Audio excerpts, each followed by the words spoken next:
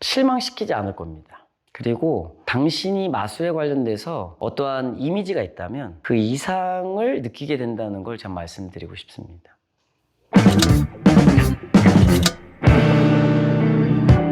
MZ 분들을 위해서 채널이 열렸다길래 제가 출연했습니다. 영크크 마법사 최현우입니다. 반갑습니다.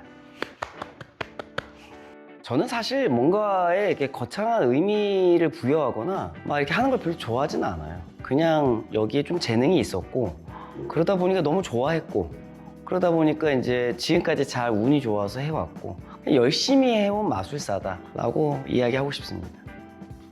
어릴 적에 저는 문방구에서 지금 생각해보니까 그 텐요 마술 도구의 카피 제품이었던 것 같아요. 그 수수깡을 집어넣고 수수깡이 3단 분리되는 그 유명한 마술을 제가 사서 부모님 앞에서 보여줬던 기억이 나요. 그거 저의 첫 번째 마술, 한 초등학교 1학년 정도였던 것 같아요. 30주년이라는 얘기는 그 알렉산더 매직 패밀리부터 제가 돈을 받고 프로 마술사로 공연을 한 순간부터 계산이 된 거예요. 그러니까 사실 그렇게 치면은 뭐 너무 오래전 얘기죠. 마술을 도구를 사고 관심이 있었던 건 원래 제 성격이 좀 신기한 걸 좋아하는 사람이에요. 뭐 마술뿐만 아니라 뭐 장난감도 그렇고, 저 어릴 적엔 레고가 되게 비싸고 귀한 거였어요. 그래서 레고 같은 것도 사서 막 조립해보고 막 이런 것들, 프라모델도 조립하고, 그러니까 좀 약간 재미나고 신기한 것들은 다 좋아했어요. 그러다가 마술 좀 취미로 좀 시작하면 여자친구들한테 좀 인기 좀 얻겠다, 그런 단순한 생각이 사춘기 소녀 때 하였고, 그때부터 이제 마술책을 전문적으로 사서 공부를 하기 시작했던 거죠. 교보문고에 그때 강남점이 있지도 않았어요. 광화문점에 가갖고 그 외서라고 그러죠. 일본에서 수입된 마술책을 사서 이제 한 페이지 한 페이지 넘기면서 이제 시작을 한 거죠. 그러니까 저는 생각해보면 여러 인터뷰에서도 어떤 결정적 계기들을 이야기하지만, 사실 저는 마술이 막 직업으로 됐다, 아니면 마술사가 되겠다라는 뭐 꿈꾸게 된 건 없었던 것 같아요. 그냥 마술이 그냥 좋아서 시작을 했는데, 좀 머리가 크면서 마술을 조금 연습을 하다 보니까 이거 좀 많이 재미있는데? 그 흥미를 더 많이 느꼈던 거죠. 그러다가 이제 이세탄 백화점 일본에서 동전 마술을 실제로 보게 되었고, 약간 프로 마술사가 직접 보여주니까 얼마나 신기했겠어요. 그래서 그 기억이 잊지 못하니까 이제 알렉산더 매직 카페 전에 압구정에 알렉산더 매직 샵이라는 걸 오픈을 하셨어요. 거길 매일 찾아가기 시작했던 거죠. 그러면서 이렇게 선생님 하면서 이제 배우기 시작하였고, 선생님도 이제 밥 먹으러 갈 때 좀 실력이 되니까 이제 알바를 거기서 조금씩 돈 안 받고 대신 손님들을 맞이하게 되었고, 이런 계기가 돼서 이제 알렉산더 매직 패밀리에 들어가게 되었죠. 생각보다 일이 커졌구나. 저는 사실 방송에 나오고 알려진다고 생각해 본 적도 없고, 그것 때문에 제가 마술사를 꿈꿔본 적도 없고, 다만 저는 이제 알렉산더 매직 카페에서 일을 하면서 내 이름으로 된 이런 멋진 카페 하나 있으면 내 인생도 어느 정도 성공한 것이 아닐까? 라고 생각을 하면서 이제 시작을 했는데, 이제 당시에 방송국에서 젊은 마술사가 없던 시절에 이제 저를 불렀고, 그런데 이제 카드 이런 마술은 외국 사람이 하는 건 줄 알았는데 좀 얘가 이런 걸 좀 하니까 좀 실력이 부족했음에도 불구하고 그냥 계속 불러주셨고, 그게 계기가 돼서 조금씩 알려지기 시작했고, 자리가 사람을 만든다라고 저는 생각을 해요. 나이가 들어보니 제가 의도치 않은 방향으로 계속 흘러가게 된 거죠. 그러다가 이제 공연을 하게 됐는데 사람들이 조금씩 나를 많이 알아보네? 그럼 연습을 좀 더 많이 해야겠구나. 내가 했던 것보다 더 연습을 더 많이 하게 됐고, 책임감을 가지게 됐고, 또 팀을 이루게 되니까 팀원들을 먹여 살리기 위해서 내가 어떠한 것을 확장 영역으로 가져가야 되는가에 대한 고민을 하기 시작했고, 그러면서 이제 일이 커지면서 제가 흘러온 것 같아요. 정신없이 흘러온 것 같아요, 진짜.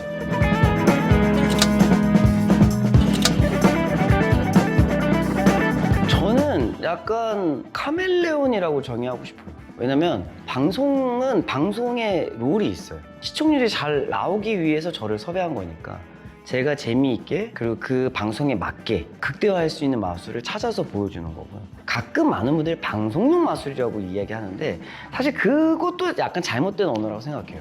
방송용 마술이 아니고 마술을 보고 싶은 사람들이 저를 섭외한 거니까 거기에 맞춰서 마술을 보여주는 것 뿐이에요. 그건 방송용 마술이라고 생각하진 않아요. 무대에서 펼쳐지는 마술은 좀 더 무대의 조명과 음악과 무대라는 공간이 있으니까 그걸 활용해서 관객분들한테 보여주는 거죠. 마술이랑 본질이랑 같은 건데 그걸 자꾸 이렇게 방송용 마술이라는 건 따로 있고 그게 아니고 마술이 적합한 곳에서 적합한 것을 찾아 보여주는 것이 잘 해야 되는 게 프로 마술사라고 저는 생각하는데 뭐 저는 약간 그런 거에 좀 능하게 그리고 맞춰서 잘 하지 않나 라고 생각을 합니다.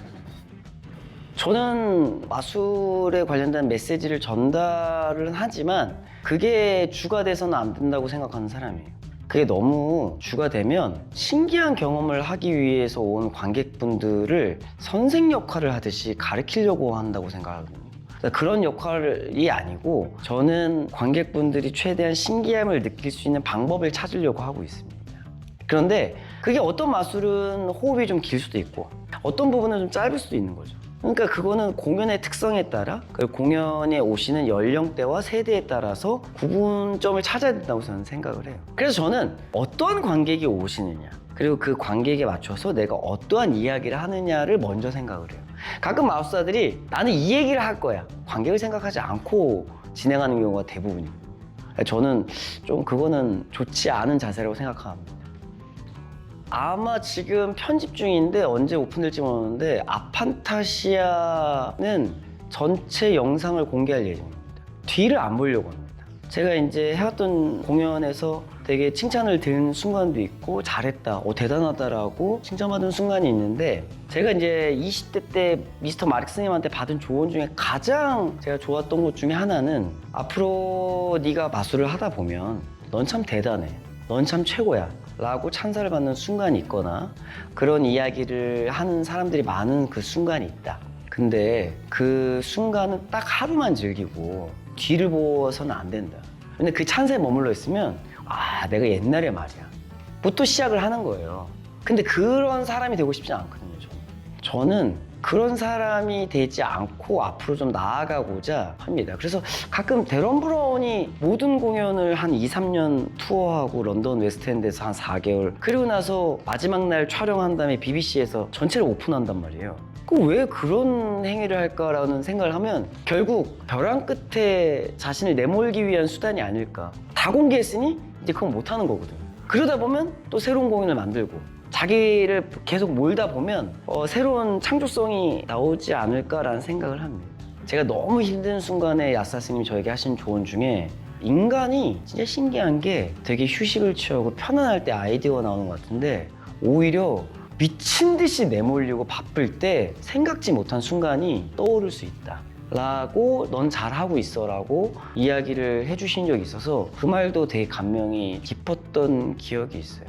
결국은 마감이 예술을 완성한다고 생각해요. 데런 브라운 인터뷰 보면 그 쇼맨 만들 때 쇼맨 제목의 의미가 뭔가요? 사실은 제가 우선 제목만 정했습니다. 뭐 할지는 아직 안 정했고 우선 제목 정하고 우선은 대관은 했으니 나오지 않을까 이런 생각을 합니다 라고 하는 걸 보면서 다 똑같구나. 그런 거 보면 어쨌든 뭔가 계속 부딪히다 보면 새로움이 창조되는 순간이 있죠. 아이디어를 어디서 얻냐 질문을 많이 받는데 그건 사실 답이 없다고 생각해요.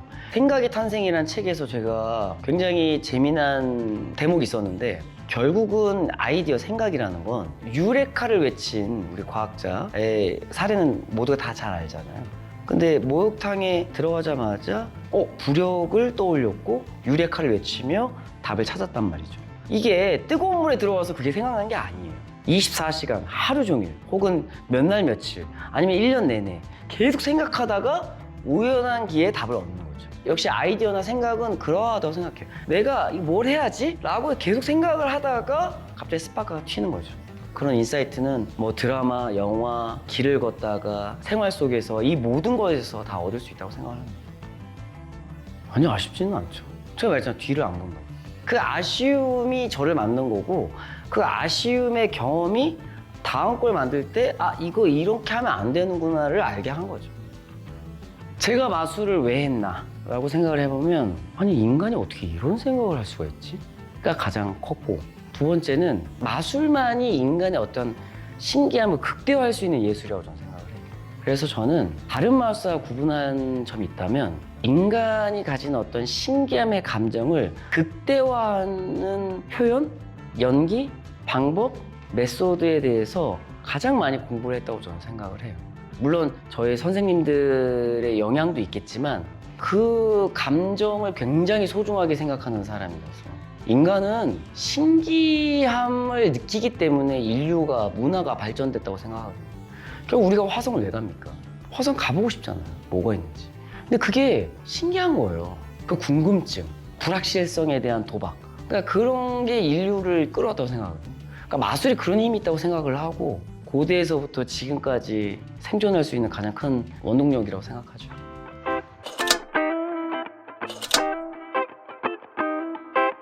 첫 번째 IBM이라는 이제 영국에 나갔을 때가 2002년도였어요. 갔는데 이제 인터넷이 없으니까 이게 쉽지가 않더라고요. 이게 어떤 정보가 없는 거예요. 그리고 무슨 한국이 마술을 하냐는 것도 이제 되게 낯설어 했고, 그리고 미국 IBM을 가려고 이제 샌디에고를 갔는데 거기서도 한국인이 제가 최초고 한국이 어떤 마술을 하냐 이런 얘기를 하고, 영어가 그때 당시에는 이만큼 정도까지는 안 되니까 그 영어 선생님이 우리한테 어떻게 알려줬냐면, 외국인이 드무니까 회화를 연습하고 싶으면 지나가는 외국인이 있으면 붙잡고 How are you라고 한번 Fine thank you 이런 거 뭐 해봐라, 이렇게 진짜로 그렇게 강의하던 시절이에요. 그러니까 외국인이 우리나라에 거주하던 분들도 드물고 여행 오더도 드문 30-40년 전 얘기를 지금 드리고 있는 거예요.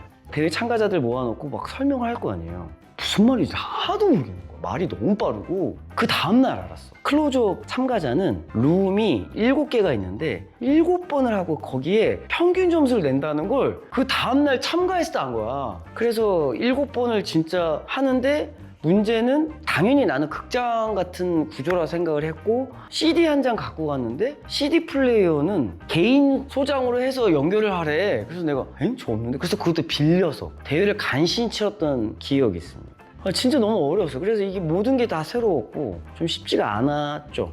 지금은 한국이 마술 대회에서 워낙 수상도 많이 하고 그러다 보니까 좀 흔한 느낌이 됐는데, 그때는 이제 이게 하나하나가 되게 어려웠던 기억이 나요. 근데 그게 벌써 거의 20년 전 얘기잖아요.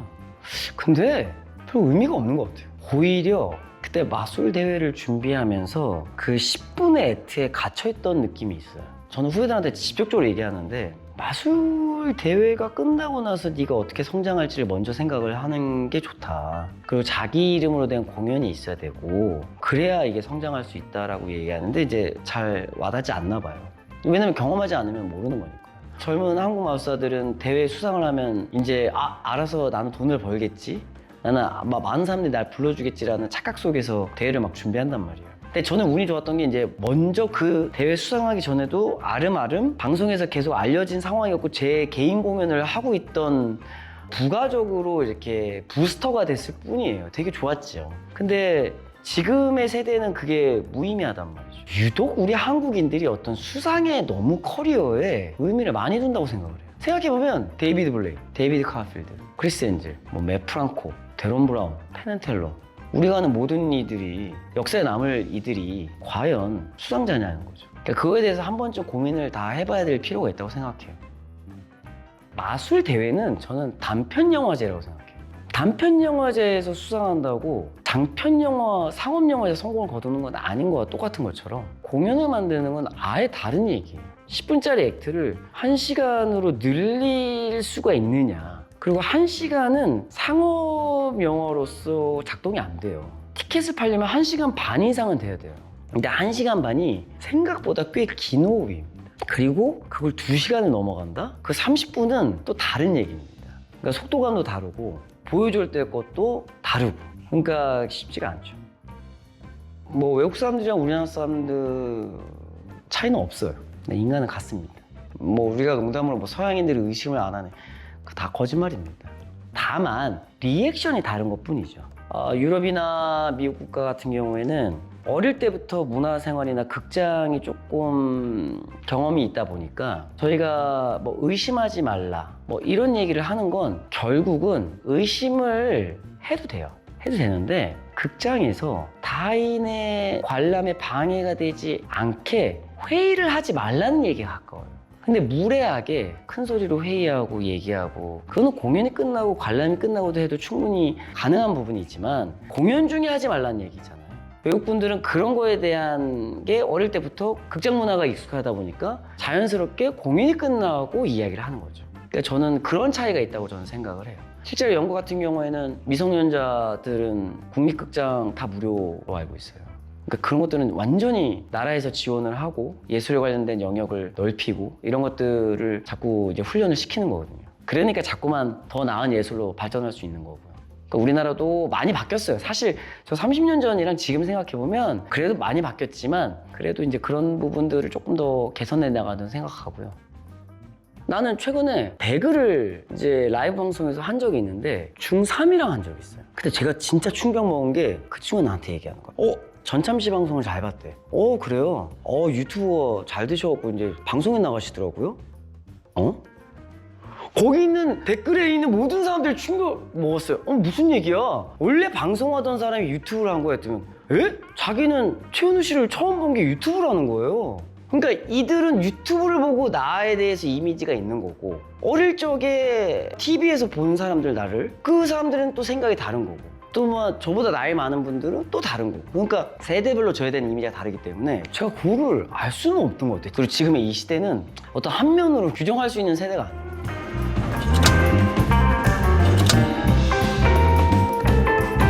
페이트 공연이 이제 1부작에 가까운 거고, 레거시라는 공연은 이제 기존에 했던 것 중에 베스트를 이제 모아놓은 말 그대로 유산인 거죠. 그 공연을 통해서 앞으로 나아갈 바를 좀 제시하기도 하고, 그래서 예전에 이제 아판타시아와 19+I가 다른 색깔을 가지고 다른 이야기를 했던 것처럼 이 두 개도 지금 전혀 다른 이야기로 공연을 준비하고 있습니다. 제가 이제 빌리브라는 공연을 하면서 많이 깨졌죠. 평점이 좀 낮았어요. 그 기존 공연보다. 이유가 1부에서는 이런 형태였어요. 사람 자르고 순간이동하고 사람들 좋아할 만한 요소를 넣고, 2부에는 멘탈리즘을 처음으로 대극장에서 접목했어요. 그런데 이게 가족 공연이다 보니까 1부는 아이들이 집중력 있게 보는데 2부부터는 애들이 죽으려 하는 거예요. 그래서 제가 그 빌리브 공연 끝난 다음에 분리를 해야겠구나라고 해서 아판타시아가 나온 거거든요. 제가 하고 싶은 대로 그냥 마음대로 하자. 내가 앞으로 마술에 관련돼서 내가 좋아하는 이야기들, 이런 것들을 한번 해보자라는 게 이제 페이트에 가까웠고, 레거시는 기존에 제가 걸어왔던 길들에 대해서 이제 보여주는 거고, 세대별로 전 연령이 다 좋아할 만한 것들을 많이 이제 보여주고 싶어 하는 것들이죠. 그래서 이거를 두 개로 분리한 것도 이제 이런 이유입니다. 페이트 공연의 첫 번째 목표는 마술과 멘탈리즘 이펙트를 구분하지 않는 겁니다. 제가 그게 진짜 고민이 많았는데, 처음에 아판타시아를 계획할 때는 멘탈 이펙트 효과로 정의 내린 거 안에서만 움직였거든요. 그러니까 보여줄 수 있는 게 좀 제한적이란 말이죠. 그런데 처음에 제가 멘탈리즘 공연할 때 뇌과학 책도 내고 심리학 책도 내고 설득력을 가지기 위해서 여러 가지 방법을 동원을 했죠. 마술이라는 게 사실 뇌과학과 심리학이 결합된 고도의 지적 유희라는 거를 사람들에게 보여주기 위해서 긴 시간을 했죠. 근데 계속 하다 보니까 많은 분들이 마법사다 그러니까 그런 구구절절 얘기 안 하고 그냥 뭐 해도 다 좋아하시네? 라는 생각이 들어서 페이트 공연부터는 그 경계선이 좀 흐릿해졌어요. 근데 이제 데런 브라운 인터뷰를 보면서 제가 되게 재밌었던 게, 자기도 30대 한 중반까지는 철저하게 멘탈 이펙트 효과 안에서만 움직이려고 했는데, 하다 보니까 데런 브라운화가 돼서 그냥 뭐 해도 상관이 없구나. 관객이 좋아하고 이게 합당한 이유만 있다면 이거 하는 데에선 제한을 두지 않는다 라고 해서 지금은 카드 마술도 하시고 관통 마술도 하시고 공중부양도 있고 이 여러 가지 효과들이 막 섞여 들어가 있단 말이죠. 그래서 이분은 나랑 반대로 갔구나 라는 생각을 해서 흥미롭게 받아들이고, 저는 이제 점점 이걸 좀 섞어가면서 확장시키려고 애를 쓰고 있습니다.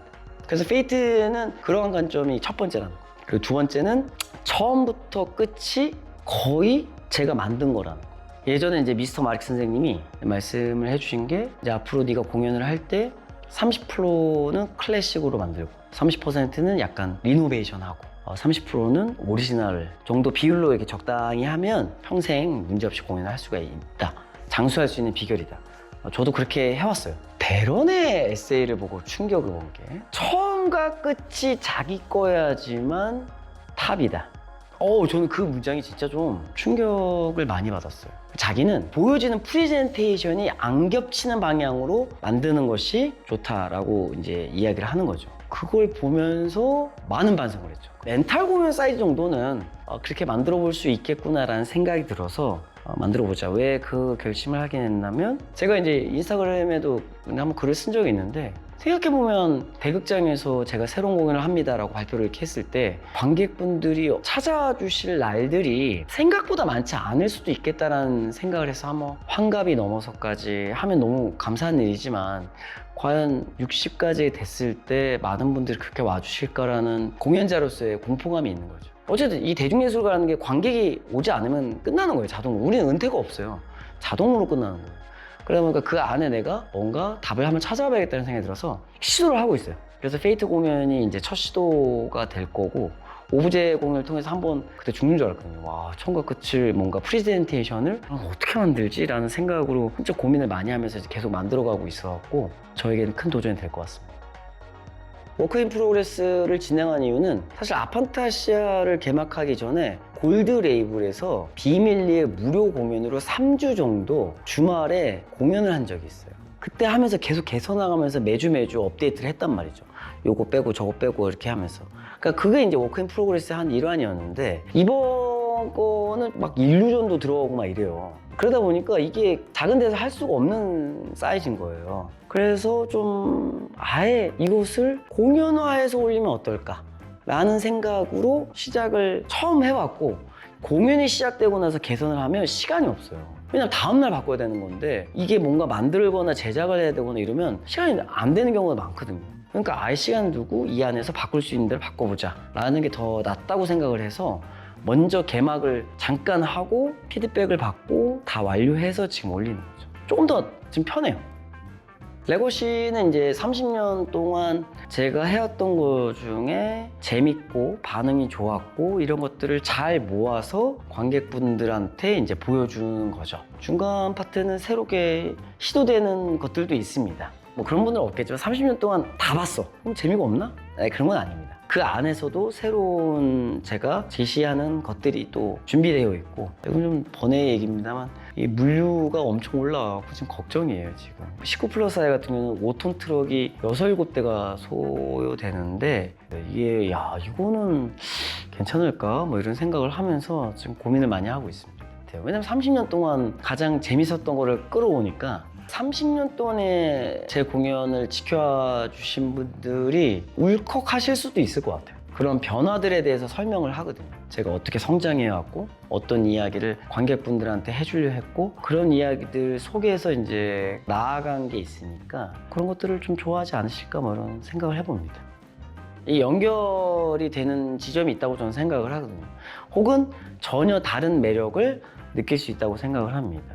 두 개의 공연을 한번 다 같이 감상해 보시고 마술이 다양한 면이 존재하는구나를 저는 여러분에게 보여주고 싶어요.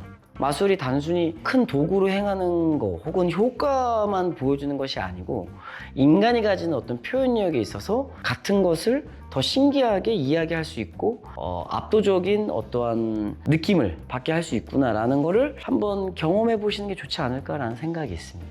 페이트는 명확합니다. 성인을 대상으로 한 그리고 마술이 좀 나아갈 방향에 관련돼서 그리고 마술이 단순히 기존에 생각했던 저글링에 가깝다거나 혹은 도구가 행하는 그런 것들이 아니라 인간이 가지는 힘으로 그리고 인터랙티브한 것을 보여줄 수 있는 예술이다 라는 걸 보여주고 싶은 공연이고요. 레거시라는 공연은 그럼에도 불구하고 40대, 50대가 추억하는 그런 카퍼필드 세대의 공연 혹은 마술들 그리고 앞으로 AI 시대 미래에 어떤 마술이 답이 될까에 대해서 30년 동안 유산을 바탕으로 또 여러분에게 제시하는 공연이기도 합니다. 이 두 개의 공연은 각각의 매력이 있으니까 많이 찾아주시면 좋겠고요. 새롭게 지금 예정되어 있는 건 책이 2권 나오고요. 근데 이제 마술책은 아니고요. 페이트에 관련된 책이 2권이 나올 예정이고요. 그리고 제가 이제 중국 플랫폼이랑 계약을 해서 새로운 마술을 준비 중에 있습니다. 그래서 그런 것들을 좀 월드와이드로 새로운 방식으로 보여주면 좋지 않을까라는 생각으로 계획을 하고 있어서 조만간 그것도 역시 찾아뵐 예정입니다. 뭐 제 인생은 그러합니다. 똑같습니다. 그리고 주말마다 투어를 하고 지금 2년 뒤에 공연장이 대관돼 있으니 또 새로운 공연을 또 준비하고 있고 그러합니다. 실망시키지 않을 겁니다. 그리고 당신이 마술에 관련돼서 어떠한 이미지가 있다면 그 이상을 느끼게 된다는 걸 제가 말씀드리고 싶습니다. 그리고 TV에서 본 것이 다가 아니라는 것. 그 신기함의 위대함을 온몸으로 느낄 수 있게 공연을 하고 있습니다. 많이 찾아와 주십시오.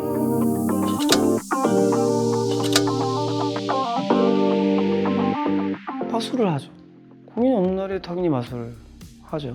뭐 없어요. 그거 왜 취미로 가지고 있는 것도 없고 제가 뭐 야외 활동을 막 그렇게 좋아하는 편도 아니고 마술만 하겠죠? 한 판, 두 판? 방송 때문에 그것도 2년 전에 처음 찾은 취미라서 원래 그 전에 게임을 해본 적이 없어요. 너무 재밌더라고. 요즘 사람들이 왜 결혼 안 하나 알겠더라고. 재미난 게 많더라고. 없어요. 오히려 너무 긴장 안 할까봐 맨날 긴장하라고 다독이죠. 너무 이게 기계처럼 하니까 관객만 바뀌는 거잖아요. 마술의 힘이 받는 게 이 뒤의 상황을 나도 몰라야 되는 거거든요. 근데 이거 하다 보면 뒤의 상황을 당하니까 습관적으로 연기를 하는 부분이 있는데 그거를 계속 줄여나가는 거죠. 저는 행복하지는 않아요. 공연을 할 때 행복하냐? 행복하게 공연을 한다면 글쎄요, 그거는 평가받는다고 생각하거든요. 매 회차 많은 분들이 평가를 매번 받잖아요. 그러니까 시험을 맨날 친다고 생각하면 돼요. 어떤 날은 좋을 수 있고 어떤 날은 나쁠 수 있고 그러니까 쉽지 않죠. 근데 저는 그게 뭐 나쁘다고 생각하지 않아요. 원래 저의 삶의 자세는 삶 자체가 원래 불행하다고 생각하는 사람이라서 삶이 불행한데 행복한 순간이 잠깐이야 라고 생각을 해요. 저는 원래 약간 인생이 되게 원래 불행한 거야. 그러니까 행복한 순간이 작게라도 오면 전 너무 좋은데 그 행복이라는 게 막 공연을 하면서 거창한 의미로 가는 게 아니고 공연 끝나고 맛있는 음식 매니저님이랑 같이 먹을 때 그래 이거 먹고 싶었어. 이게 행복이라고 저는 생각을 하는 사람이라서 이거는 뭐 제 너무 거만한 거 아니냐 오만한 거 아니냐 그런데 삶 전체로 보면 당연히 저는 행복합니다. 왜냐하면 전 세계 인구 중에 한 3% 정도만 자기 좋아하는 일을 한대요. 근데 그 3% 안에 전 들어있죠. 그것만 해도 어마어마하게 좋은 겁니다. 근데 그 3% 중에 많은 분들이 저를 인지해 주시고 좋아해 주시고 공연 티켓을 사서 오세요. 그럼 그거는 진짜 극소수란 얘기죠. 전 너무나 행복한 거죠. 그리고 제가 직업을 어떠한 고민 없이 아무 생각 없이 19살에 알렉산더 매직 패밀리에 가서 마술사 해야지라고 해서 30년 동안 뭐 우여곡절이 있지만 그래도 이 직업을 계속했다는 건 너무나 감사한 거죠. 제가 좋아하는 일을 많은 분들이 인정받으면서 한다는 거에 대해서 현역으로 일한다는 게 참 감사하구나라는 생각을 하죠. 좀 어른으로서의 삶을 살고 싶어요. 남은 삶을 그냥 똑같이 보낼 거예요, 아마. 그냥 똑같이 눈 뜨면 뭔가 연습하고 마술하고 남은 삶도 그렇게 살겠지만 인간으로서 성숙하게 사람들을 대하고 인간으로서의 자세가 뭔가 마술에 더 큰 영향을 줄 거라고 생각하거든요. 특히 40이 넘으면 살아온 습관들이나 생각들이 얼굴에, 몸에 뵐 수가 있는 거니까 더 조심해야 되고 그러니까 그런 거에 대해서 항상 경계를 하려고 애를 쓰고 있어요. 그 얘기는 인터뷰 항상 마지막에 봤는데 항상 그건 빈칸이에요. 칸을 채우지 않아요. 왜냐면 칸을 채우면 거기에 내 안에 갇힐까 봐. 마술사는 무엇이라 생각합니다. 마술은 이래야 된다고 생각합니다. 아니 지금 뭐 눈만 뜨면 바뀌고 있는 이 세상에 내가 이거를 정의하면 잘못하면 거기에 고착화되거나 아니면 거기에 이렇게 매여갖고 진짜 나아가지 못할 수 있다고 저는 생각을 하거든요. 그래서 그건 항상 빈칸으로 두고 왜냐면 제가 가장 크게 느낀 게 옛날에 틱톡에서 마술을 할 때 나는 그거 최악이라고 생각했거든. 왜냐면 아니 기승전결 없이 결과만 축하고 라이브에서 불가능한 마술만 그걸 하고 있는데 저게 과연 마술이라고 정의 내릴 수 있어? 라고 생각을 했지만 지금 누구보다 열심히 하고 있잖아요. 그러니까 그런 거 보면 사실 시대가 바뀌는 거에 내가 맞춰 나가서 이 마술도 탄력적으로 카멜레온처럼 변화가 되는데 혹시 그러하지 못할까 봐 그건 항상 빈칸으로 두고 있어요. 정의 내리지 않아요. 저 친구 때문에 한국 마술이 좀 발전이 좀 된 것 같아. 혹은 저 친구가 하는 마술은 우선은 좀 믿고 오면 좋겠어. 적어도 실망시키진 않았어. 그리고 항상 새로움을 나에게 안겨줬어. 혹은 방향성을 제시했어. 최연의 공연은 끝나고 집에 돌아가는 길에 가족끼리, 연인끼리 차에서, 집에서 야, 근데 그건 진짜 어떻게 하는 거야? 라는 그런 울림과 그러한 생각들이 1년 내내 주변인들에게 전파될 수 있는 마술사로, 그런 사람으로 살아가고 싶어요.